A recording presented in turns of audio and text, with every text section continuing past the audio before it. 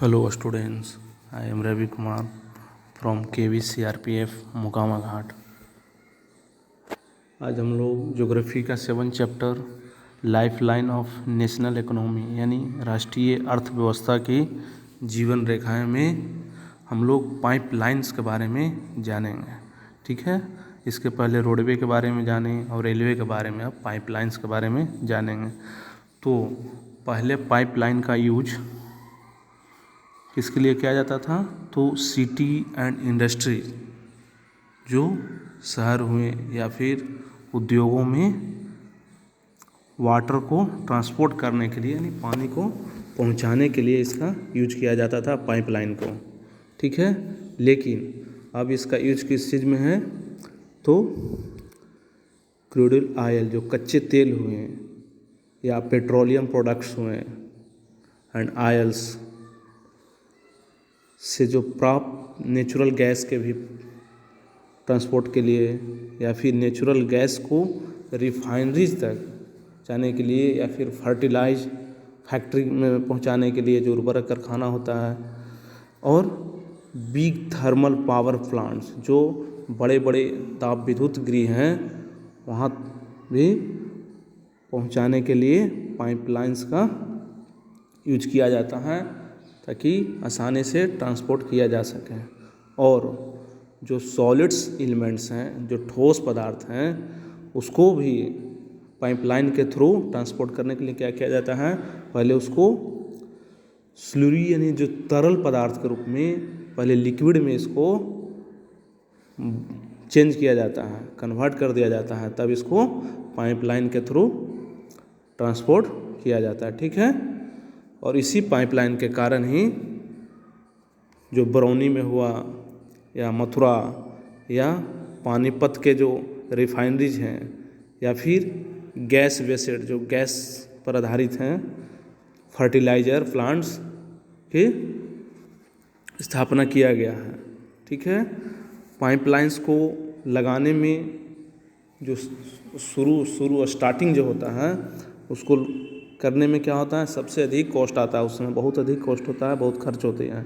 लेकिन इसको जब रनिंग किया जाता है, जब चलाया जाता है, तो बहुत ही कम खर्च होता है और इसके द्वारा किसी भी एलिमेंट्स को पहुंचाने में डिले नहीं होगा या फिर लॉस भी नहीं होगा, यानी ज़्यादा देर भी नहीं लगता है और कुछ हानि भी नहीं होता है पाइपलाइन के थ्रू ट्रांसपोर्ट करने में। ठीक है, तो जो हमारे देश में है, जो पाइपलाइन के थ्रू जो ट्रांसपोर्टेशन के लिए 3 इम्पोर्टेंस नेटवर्क हैं, 3 गो प्रमुख नेटवर्क बनाया गया है पाइपलाइन के थ्रू ट्रांसपोर्टेशन करने के लिए। तो फर्स्ट नंबर में हम लोग जानेंगे अपर असम की ऑयल फील्ड से गुवाहाटी तक,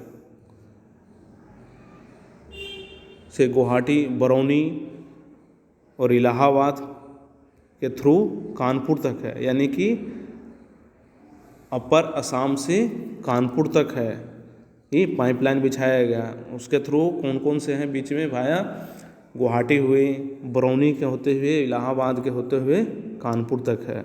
और फिर इसका एक और भी ब्रांच भी है इसी पाइपलाइन का, जो अपर असम और कानपुर के बीच जो पाइपलाइन बना, इसका भी ब्रांच है। तो एक ब्रांच है जो बरौनी टू हल्दिया तक है। भाया किसके थ्रू जाता है? तो राजबंद में। ठीक है, और इसकी दूसरी एक है ब्रांच है राजबंद टू मौरीग्राम तक, तथा एक है गुवाहाटी से सिलीगुड़ी तक। ठीक है, तो फर्स्ट नंबर में हम लोग फर्स्ट पाइपलाइन के बारे में जाने। नेशनल पाइपलाइन है ये, जो ऊपर असम से कानपुर तक है। ठीक है, अब सेकंड पाइपलाइन के बारे में जानेंगे, जो गुजरात के सलाया से पंजाब के जलंधर तक है। भाया किसके थ्रू गया है ये? गुजरात से पंजाब गया, जो सलाया से जलंधर तक है, जो बीच में है बीरम गांव, मथुरा होते हुए, दिल्ली होते हुए और सोनीपत होते हुए जलंधर तक पाइपलाइन बिछाया गया है, बनाया गया है। ठीक है। इसका भी एक ब्रांच है जो कोयली को टू चक्षु, कोयली से चक्षु के बीच में इसको जोड़ता है, ठीक है। और थर्ड पाइपलाइन के बारे में जानेंगे, जो है जो गुजरात के हजीरा से यूपी के उत्तर प्रदेश के जगदीशपुर के बीच पाइपलाइन लगाया गया है। ये मध्य प्रदेश के विजयपुर से भी होकर जाती है, उसी के रास्ते से जाती है। और इसका भी कई ब्रांच हैं, जैसे राजस्थान में कोटा से जाती है, फिर उत्तर प्रदेश के शाहजहाँपुर में और बबराला और भी कई जगह पर हैं, ठीक है। तो हम लोग पाइपलाइन के बारे में जाने। अब आगे हम लोग जानेंगे कि वाटरवे यानी जल परिवहन के बारे में, ठीक है। तो waterway are the chiefest means of the transport, यानी जो वाटरवे है, जल परिवहन है, जो परिवहन का सबसे सस्ता साधन के रूप में है, सबसे चीफेस्ट है, सबसे सस्ता परिवहन इससे होता है जल परिवहन के थ्रू, ठीक है। तो इस जो वाटरवे के द्वारा क्या है, जो हैवी हुआ और बल्कि गुड्स, जो यानी भारी वस्तु है, उसको कैरिंग के लिए मोस्ट सूटेबल है, माने कि इसका एक जगह से दूसरे जगह ढोने के लिए भारी वस्तु जितना भी गुड्स हैं उसको ले जाने के लिए बहुत ही अनुकूल है वाटरवे। और यह fuel efficient and environment friendly mode of the transport है, और यह वातावरण के भी अनुकूल है, ठीक है। वाटरवे इंडिया में है जो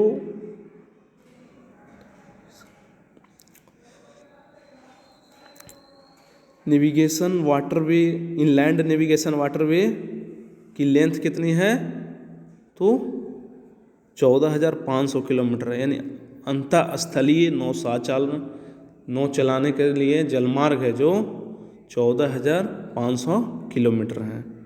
इसमें से जो 5685 किलोमीटर है जो सिर्फ मशीन के द्वारा, जो मशीनीकृत है नौका, उसके द्वारा तय किया जाता है, ठीक है। फिर इसमें है कि कुछ जो वाटरवे हैं जो इंडियन परमानेंट इंडियन जो गवर्नमेंट हुआ, ये कुछ वाटरवे को नेशनल वाटरवे डिक्लेयर किया है, यानी कि जो राष्ट्रीय जल मार्ग घोषित किया है कि ये जल मार्ग हैं जो नेशनल वाटरवे होंगे। तो सबसे पहले हम लोग नेशनल वाटरवे फर्स्ट के बारे में जानेंगे। तो नेशनल वाटरवे फर्स्ट है जो गंगा रिवर पर है, जो इलाहाबाद टू हल्दिया तक है। कितना किलोमीटर लंबा है ये? 1620 किलोमीटर लंबा है, ठीक है। फिर सेकंड नेशनल वाटरवे जो है जो ब्रह्मपुत्र रिवर पर है, जो सदिया टू धुमरी पट्टी तक है, जिसकी लंबाई है 891 किलोमीटर है, ठीक है। और थर्ड में नेशनल वाटरवे थर्ड जो केरल की वेस्ट कोस्ट कैनाल, जो पश्चिमी तटीय नहर हैं, उसकी कोटापुरम टू कोलम तक है, जिसका लेंथ है 205 किलोमीटर, ठीक है। फिर नेशनल वाटरवे फोर है जो काकीनाडा टू पांडिचेरी के मरकानम तक है, जिसकी लेंथ है 278 किलोमीटर, ठीक है। फिर नेशनल हाईवे जो राष्ट्रीय जल मार्ग हुआ 5, जो तलचर टू धमर, यानी कि यह जो माताई नदी है, जो महानदी की delta channels and Brahui river और इसके ईस्ट कोस्ट कैनाल तक है, इसका वाटरवे जो 5 हुआ। जो इसकी लेंथ कितना है तो 588 किलोमीटर है, NW5 का, राष्ट्रीय जलमार्ग 5 का। ठीक है।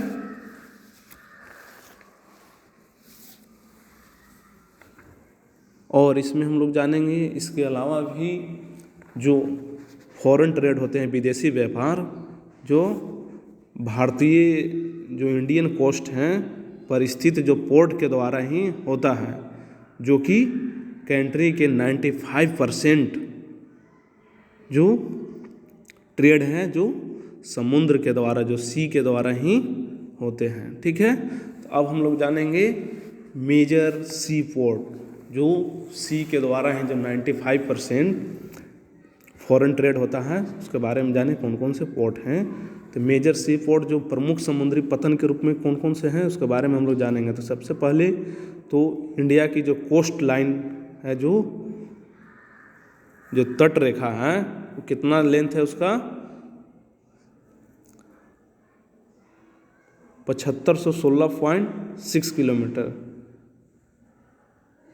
लॉन्ग है। ठीक है। जिसमें से में कुल 12 मेजर एंड 1200 प्रमुख एंड 200 जो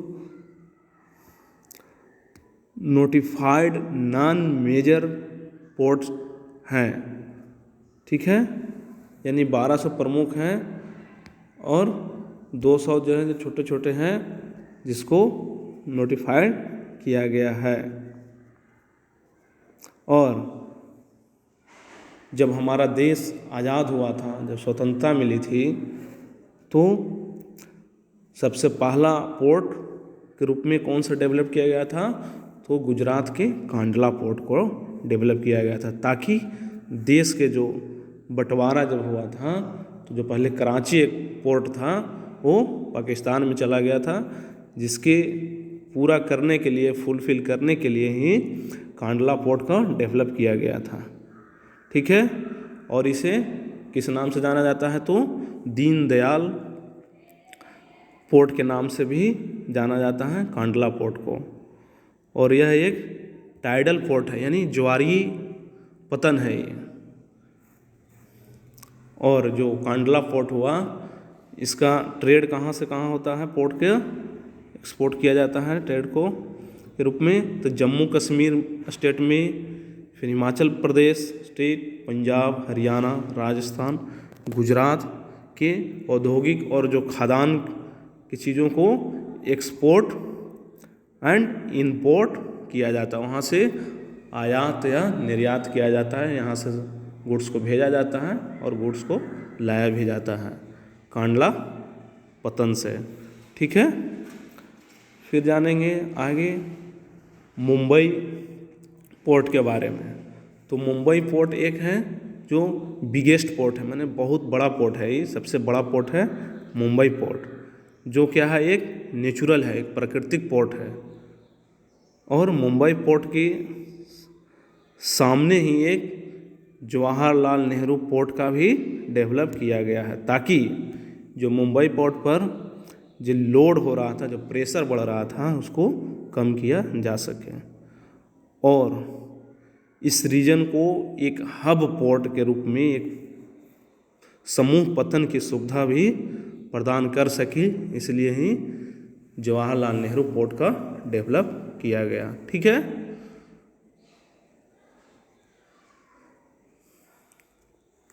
और एक पोर्ट है मर्मागोवा पोर्ट, जो गोवा में है।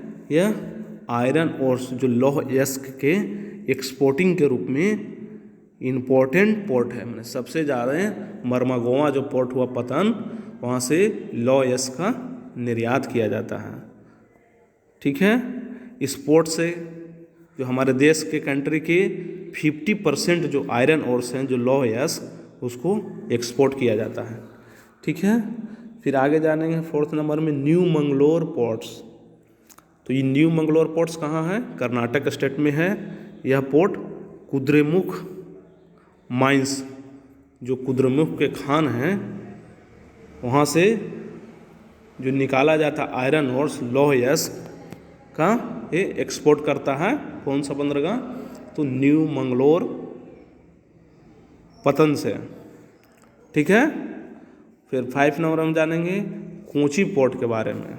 कोचीन में है ये पोर्ट, यह एक्सट्रीमी साउथ वेस्टर्न पोर्ट है, यानी कि सुदूर रूप से दक्षिणी पश्चिमी पतन है। यह लैगून के जो इंट्रेंस हुआ, जो मुहाना हुआ, उस पर नेचुरल हार्बर्स जो प्राकृतिक पोताश्रय है, या कोची पोर्ट। ठीक है। अब आगे हम लोग जानेंगे तुत्तीकोरिन पोर्ट के बारे में। तो तुत्तीकोरिन पोर्ट पहले है कहाँ, तो तमिलनाडु स्टेट में है, और यह एक्सट्रीमी साउथ ईस्टर्न पोर्ट है। ये पहले हम लोग कोचीन पोर्ट जाने थे जो साउथ वेस्टर्न था, और ये साउथ ईस्टर्न है, दक्षिण पूर्वी छोर पर है ये तुत्तीकोरिन पोर्ट। यह भी एक क्या है, नेचुरल हार्बर्स है, प्राकृतिक पोताश्रय है। और इस पोर्ट से जो हमारे जो पड़ोसी मुल्क हुए, पड़ोसी कंट्री जैसे श्रीलंका हुआ है, मालदीव के साथ साथ जो कोस्टल रीजन है, जो तटीय जो क्षेत्र हैं भारत के, वहाँ भी ट्रेड किया जाता है, इसी से संचालित किया जाता है तुत्तीकोरिन पतन से। ठीक है। 7 नंबर में हम जानेंगे चेन्नई पोर्ट के बारे में। तो चेन्नई पोर्ट है, एक क्या है, इंडिया का ही ओल्डेस्ट आर्टिफिशियल पोर्ट है, यानी कि सबसे पुराना ही कृत्रिम पतन है, जो मुंबई के बाद, जब मुंबई पोर्ट हुआ उसके बाद यह नेक्स्ट नंबर पर आता है। किस चीज़ में, तो वॉल्यूम ऑफ ट्रेड, यानी व्यापार की जो मात्रा होती है यहाँ से और जो लादा जाता है गुड्स को, उसके संदर्भ में ही मुंबई के बाद सेकंड नंबर पर चेन्नई पोर्ट ही आता है। ठीक है। फिर और जानेंगे 8 नंबर में विशाखापत्तनम पोर्ट के बारे में। तो यह पोर्ट है जो deepest land locked and well protected है, यानी कि यह विशाखापत्तनम जो पोर्ट हुआ पतन, जो स्थल से घिरा हुआ है और गहरा भी है, और एक सुरक्षित पोर्ट है, पतन है। और यहाँ से जो पहले स्टार्टिंग में जब पोर्ट था विशाखापत्तनम, तो स्टार्टिंग में आयरन ओर से जो लौह अयस्क हैं को एक्सपोर्ट के रूप में डेवलप किया जाता है, ताकि लौह अयस्क को एक्सपोर्ट यहाँ से किया जा सके, इसीलिए विशाखापत्तनम पोर्ट को डेवलप किया गया था। और फिर एक जानेंगे हम लोग पारादीप पोर्ट, पारादीप पतन के बारे में। तो पारादीप पोर्ट कहाँ है, उड़ीसा स्टेट में है, और यहाँ स्पेशली रूप से आयरन ओर्स का एक्सपोर्ट किया जाता है। ठीक है।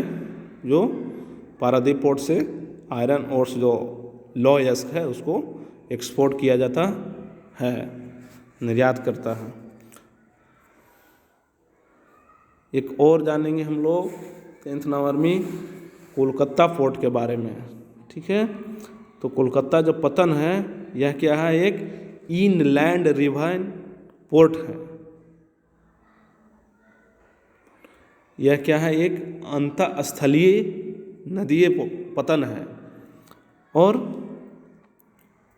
इस पोर्ट गंगा और जो ब्रह्मपुत्र बेसिन के लार्ज एंड रिच हिंटरलैंड, जो बृहत और समृद्ध जो पृष्ठभूमि है, को सर्विस प्रोवाइड करता है। और यह एक टाइडल पोर्ट है, ये भी एक ज्वारीय पतन है, कलकत्ता पोर्ट जो हुआ,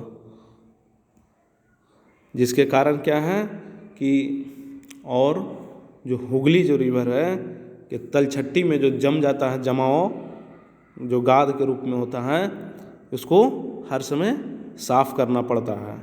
और कोलकाता पोर्ट पर क्या है कि प्रेशर के बढ़ने के कारण, जब प्रेशर जब बढ़ते जाता है, पोर्ट पर दबाव बढ़ते गया है, कारण क्या है कि एक उसी का एक सब्सिडरी पोर्ट जो सहायक पतन हुआ के रूप में इसका डेवलप किया गया है, तो हल्दिया पोर्ट को एक डेवलप किया गया है ताकि वहाँ कोलकाता पोर्ट का प्रेशर को कम किया जा सके, इसलिए हल्दिया पतन को डेवलप किया गया है। ठीक है, ओके। आगे हम लोग एयरवे के बारे में जानेंगे।